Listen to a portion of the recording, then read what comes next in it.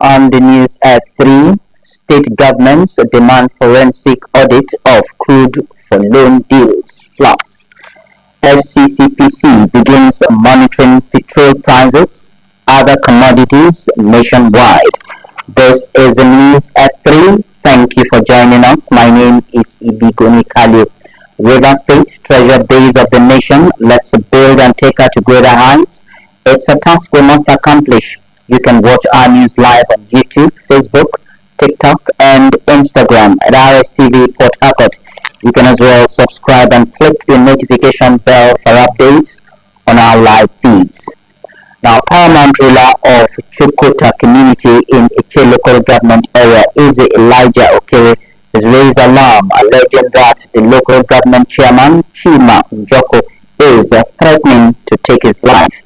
Okere made a claim public while addressing journalists in Port Harcourt. Vincent Ako covered the briefing.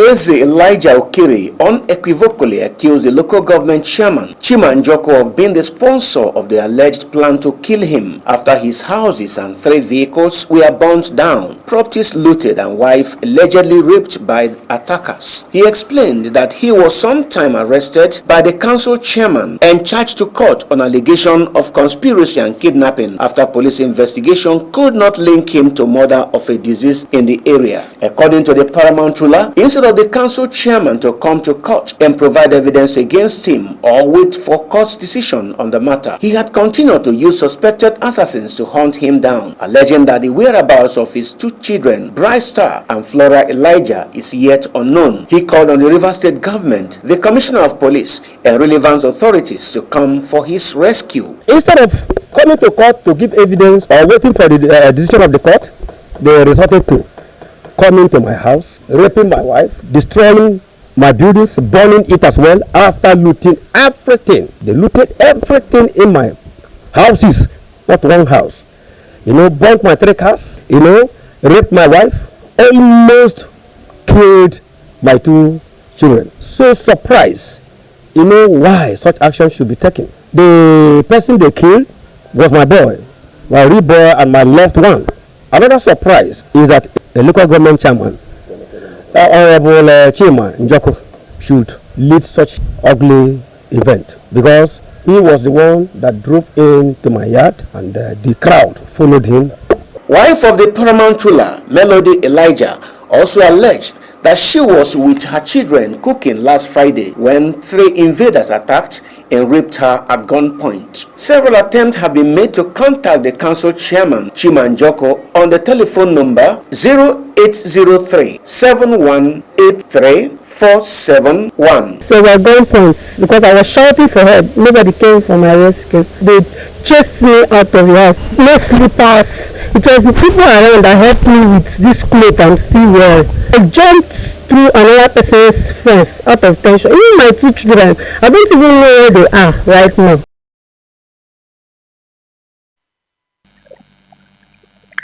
Now, Igbo leaders in River State have been charged to promote and protect the interest and welfare of Igbos residing and doing business in the state. Igbo, Buruburu, Rivers, and Bayelsa.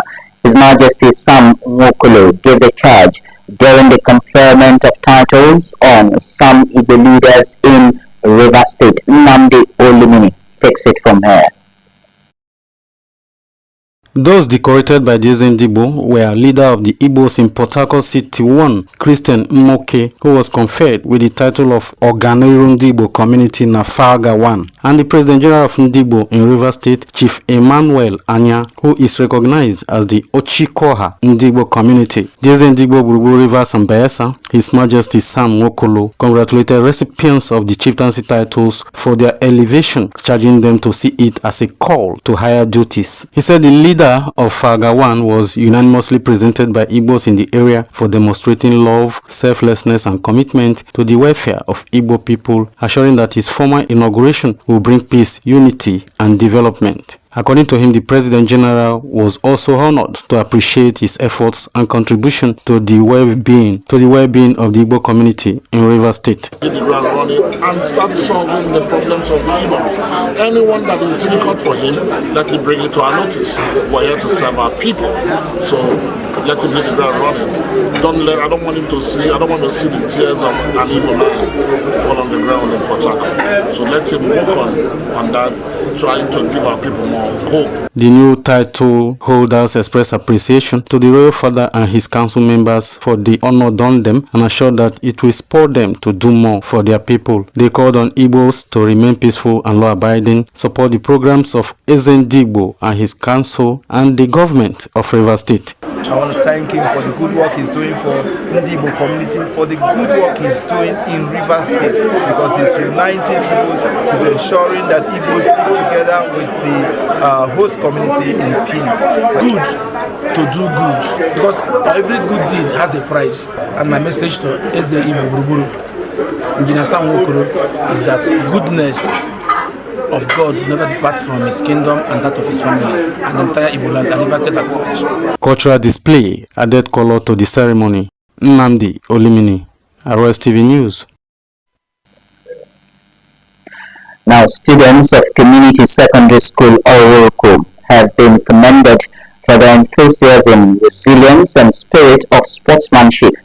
Principal of the Senior Secondary School, Ambassador Patience Onwachukwu, made a commendation at the joint 14th and 17th annual Inter-House Sports competition held on the school's playfield. Melvin Jackson reports that the competition featured track and field events.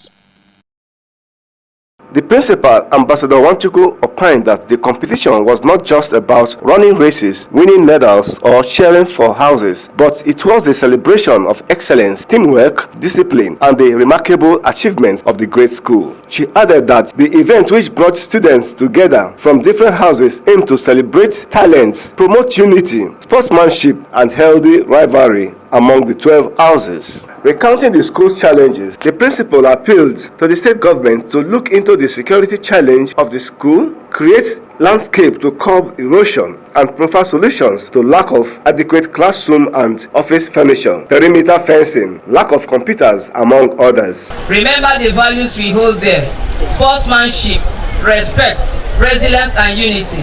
Whether you win a medal or not, the real victory is in giving your best, supporting your teammates, and growing as better individuals. Congratulating the principal, staff, and students, Executive Chairman of Senior Secondary Schools Board, Mr. Daniel Ugurugu, who was represented by a staff of the board, Victoria Nagbi, said inter-house sports competitions are a vital part of school life because they promote unity, cooperation, discipline, and healthy competition among students. Chairman of the occasion, Chief Henry Wishe, represented by Onumbu Emmanuel, said inter-house sports competition has been a unifying factor from ages, called on parents to encourage their children and wards who will become champions in athletics and other sporting activities in the country and beyond. The board strongly believes that education is not limited to classroom learning.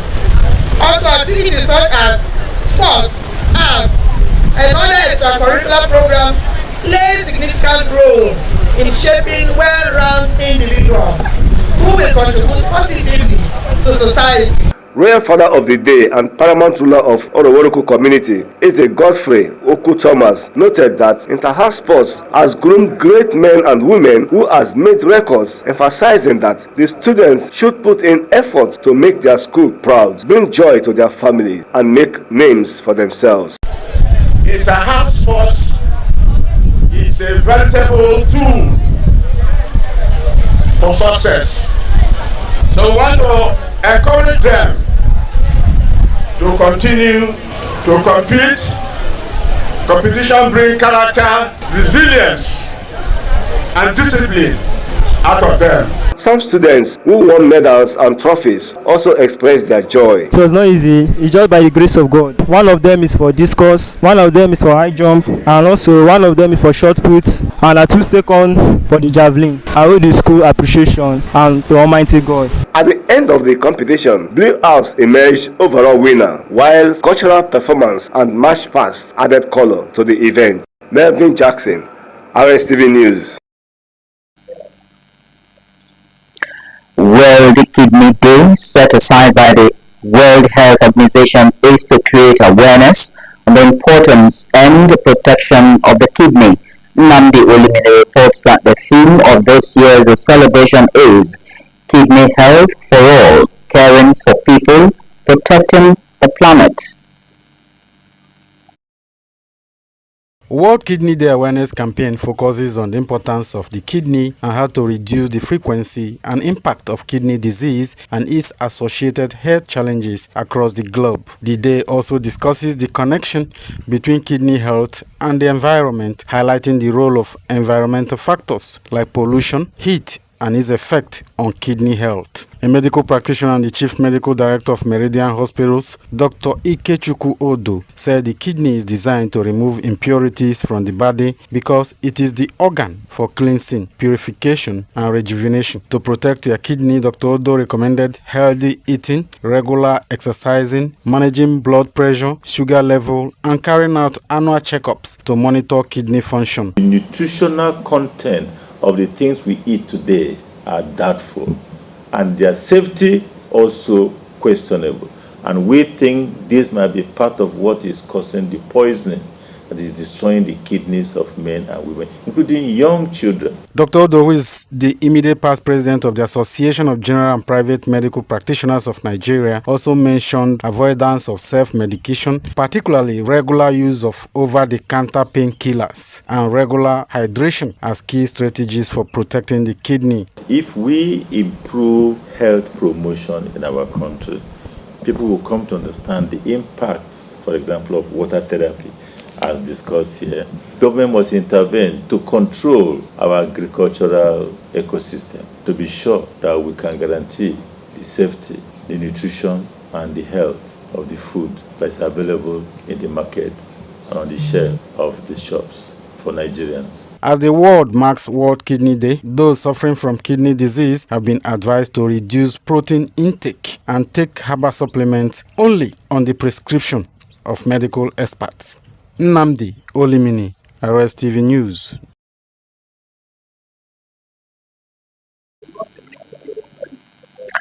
Break is next, but just before that, River State, treasure base of the nation.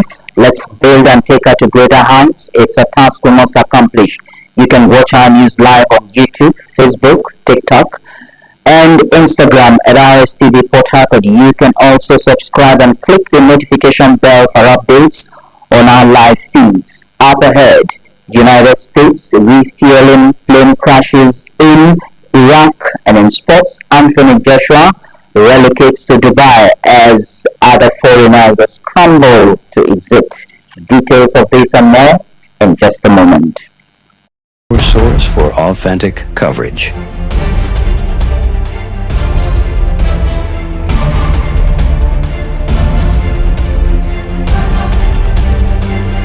View us on YouTube RSTVPH, Facebook RSTVPH, TikTok RSTVPH, and GoTV at channel 142. This is RSTV World News. We bring you world-class news, accurate, first-hand, entertaining, balanced analysis. RSTV, channel 22 Port Harcourt. RSTV, your source for authentic coverage.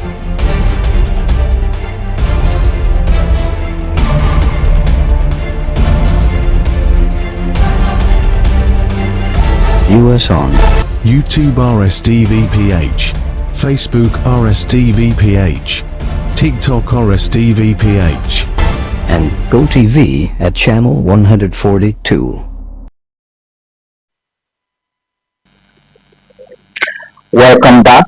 State governments have called for forensic audit of Nigeria's crude oil-backed borrowing arrangements, warning that opaque crude for loan and swap deals may be undermining inflows into the Federation account. The Nigerian National Petroleum Corporation Company Limited had pledged 272,500 barrels per day of crude oil through a series of crude for loan deals totaling $8.86 billion. Reports say NNPC has already fully paid $2.61 billion in loans, representing $29.97 billion has been received from 7 crude for loan deals as of December 2023. However, state governments, through their commissioners of finance, demanded an audit of these deals. The demand was contained in a communique issued at the end of the 2026 retreat of the Federation Account Allocation Committee Post-Mortem Subcommittee, stating that all crude oil-backed borrowing arrangements should be subjected to legislative approval, full disclosure, and independent audit. It added that existing arrangements should be reviewed with forensic audits conducted to restore confidence and protect future Federation revenues. The Federal Competition and Consumer Protection Commission has declared that energy, fintech, and telecommunications companies generate the highest number of consumer complaints in Nigeria. The agency's executive vice chairman, Tunji Bello, made this known while briefing State House correspondents at the Aso Rock Presidential Villa, Abuja. Bello said the commission had received thousands of complaints from Nigerians across these sectors and had recovered over 20 billion naira for consumers as of March 2026. According to him, the commission resolved more than 9,000 complaints and recovered over 10 billion naira for consumers between March and August 2025 alone. He added that the telecommunications sector and banks also account for significant complaints, noting that the Commission receives about 25,000 complaints annually through various platforms. The FCCPC boss also revealed that the Commission had begun monitoring petrol prices and other commodities across the country following the escalating United States-Israeli-Iran conflict in the Middle East. In the aviation sector, Bello said the Commission would compare airlines that hiked ticket prices during the December 2025 Yuletide period to refund excess charges to passengers who were exploited, stressing that investigations into price fixing allegations involving 6 airlines had been concluded, as its final report with penalties would be released soon. And on the foreign scene, rescue operations are underway after U.S. military refueling aircraft crashed in western Iraq. U.S. Central Command CENTCOM said neither hostile nor friendly fire were involved in the downing of the KC-135, which occurred over western Iraq.